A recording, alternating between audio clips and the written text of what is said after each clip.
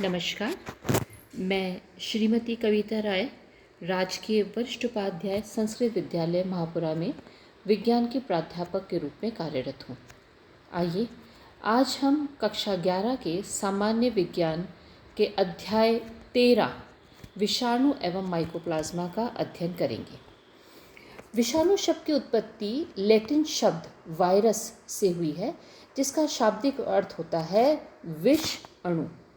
Virus में जैसा कि हम जानते हैं कि वायरस जो है ये एक सजीव परपोषी के बाहर निर्जीव या निष्क्रिय रहता है और सजीव परपोषी के अंदर ये एक जीवित जीव की तरह व्यवहार करता है। अर्थात हम वायरस को कई बार सजीव और निर्जीव के बीच की कड़ी भी कहते हैं, क्योंकि जब ये किसी सजीव परपोषी के अंदर होता है तब तो ये जीवित जीव की तरह व्यवहार करता है, और जब ये किसी सजीव परपोषी के बाहर होता है तो ये निर्जीव या निष्क्रिय रूप में पड़ा रहता है। इसलिए इसे सजीव और निर्जीव के बीच की योजक कड़ी कहा गया है। अब हम जानते हैं कि विषाणु में वो कौन कौन से गुण हैं जिसकी वजह से हम उसे जीवित मानते हैं। तो उसके जैविक गुणों में विषाणुओं में आनुवंशिक पदार्थ डीएनए व आरएनए की पुनरावृत्ति होती है, उसमें उत्परिवर्तन होता है। विषाणु कई रासायनिक पदार्थों, विकिरण, ताप आदि के प्रति अनुक्रिया प्रदर्शित करता है। हम जानते हैं जब भी कोई चीज़ जीवित होती है तो वह अनुक्रिया प्रदर्शित करती है। उसमें आनुवंशिक पदार्थ डीएनए और आरएनए पाया जाता है। डीएनए इसमें इनका गुणन केवल जीवित परपोषी कोशिकाओं में ही संभव है। विषाणु के अंदर कई निर्जीव पदार्थों के समान भी गुण होते हैं। इनका आसानी से क्रिस्टलीकरण किया जा सकता है। विषाणु में उपापचयी क्रियाएं नहीं होती हैं, इनमें श्वसन नहीं होता, एंजाइम्स नहीं होते, विशिष्ट कोशिकीय संरचना भी नहीं होती है। तो फिर विषाणु की संरचना कैसी होती है? विषाणु जो है वो बहुत ही अत्यंत ही सूक्ष्म जीव है। उसका आमाप जो है 10 से लेकर 200 नैनोमीटर तक का होता है। आकार के अंदर विषाणु कई आकार के हो सकते हैं। ये कुंडलित, दंडिका, घनाभ, जटिल आदि होते हैं। विषाणु के रासायनिक संगठन अगर हम देखें तो प्रत्येक विषाणु में आनुवंशिक पदार्थ आरएनए अथवा डीएनए का एक केंद्रीय कोड होता है, जो कि बाहर से प्रोटीन आवरण से ढका हुआ रहता है। हम ये बात ध्यान रखेंगे कि विषाणु के अंदर जो आनुवंशिक पदार्थ होता है उसमें या तो आरएनए होगा या उसके अंदर डीएनए होता है।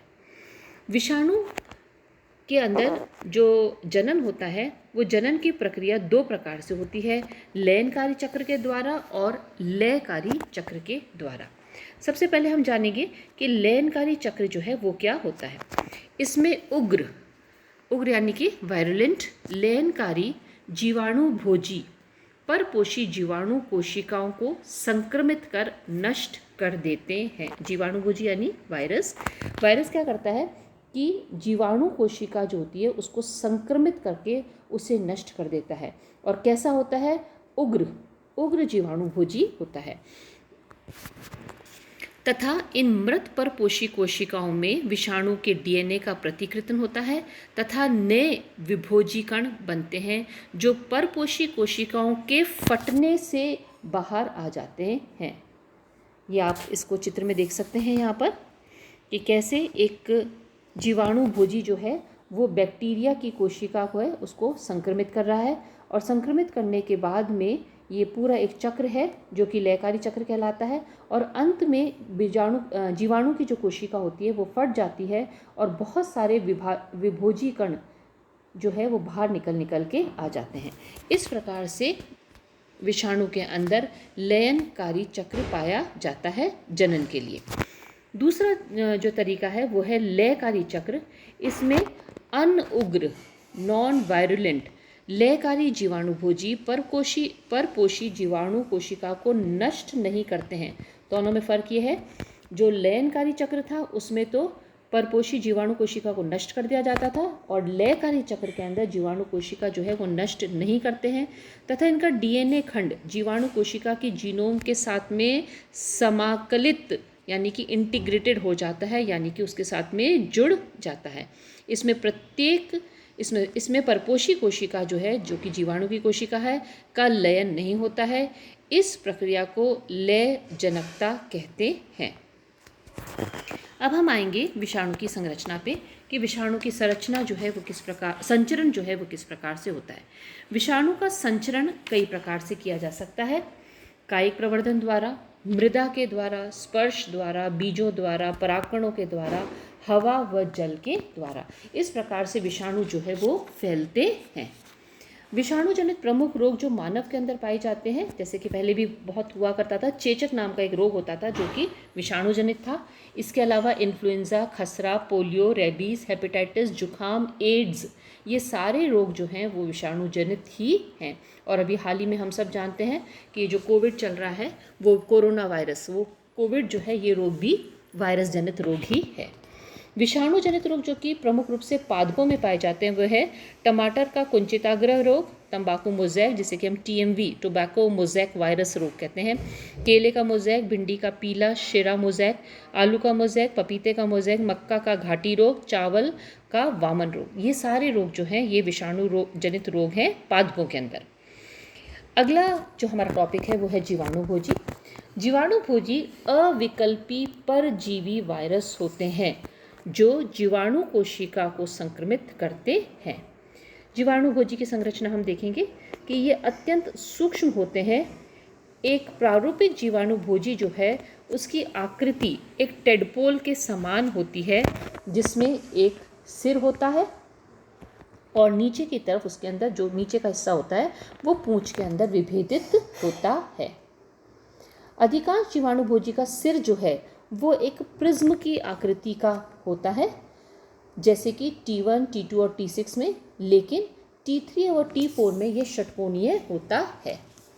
सिर व पूंछ के बीच में आप देखेंगे, सिर व पूंछ के बीच में एक कॉलर के समान संरचना, यहाँ देखें ये प्लेट जैसी होती है। सिर व पूंछ के बीच में एक कॉलर के समान संरचना पाई जाती है। किसी भी जीवाणुभोजी के अंदर पूंछ व सर की लंबाई लगभग समान होती है। पूंछ के पास में एक षटकोणीय प्लेट होती है, यहाँ पर देखें आप, पूंछ के पास में एक षटकोणीय प्लेट होती है जिसे कि हम आधार प्लेट कहते हैं। इस चित्र में आप देख सकते हैं पूंछ के पास में एक षटकोणीय प्लेट होती है जिसे हम पूंछ प्लेट भी कहते हैं। इस पूंछ प्लेट के निचले हिस्से पर 6 पूंछ तंतु लगे रहते हैं, 1, 2, 3, 4, 5 और 6। ये जो पूंछ प्लेट पाई जा रही है, पुनः देखें, ये जो पूंछ प्लेट पाई जा रही है यहाँ पर, इस पूंछ प्लेट के ऊपर 6 पूंछ तंतु लगे हुए रहते हैं। ये 6 पूंछ तंतु हैं जो इसमें पाए जाते हैं। पूंछ तंतु जो है 2 कार्य करते हैं। पहला कार्य होता है जीवाणु की सतह पर चिपकने में सहायता प्रदान करना, और दूसरा इनके द्वारा स्रावित एंजाइम जीवाणु की भित्ति में लाइसिस या लयन में सहायक होती है। जीवाणुभोजी के सिर न्यूक्लियोकैप्सिड का बना हुआ होता है। सिर के केंद्र में DNA का एक केंद्रकीय कोड होता है जो प्रोटीन के आवरण से ढका हुआ रहता है। इसके बीचों बीच जो है यहाँ पर, इस जगह पर, यहाँ बीच के अंदर, इसके अंदर DNA का एक केंद्रकीय कोड होता है और इसके आसपास चारों तरफ जो है वो प्रोटीन के आवरण से ढका हुआ रहता है।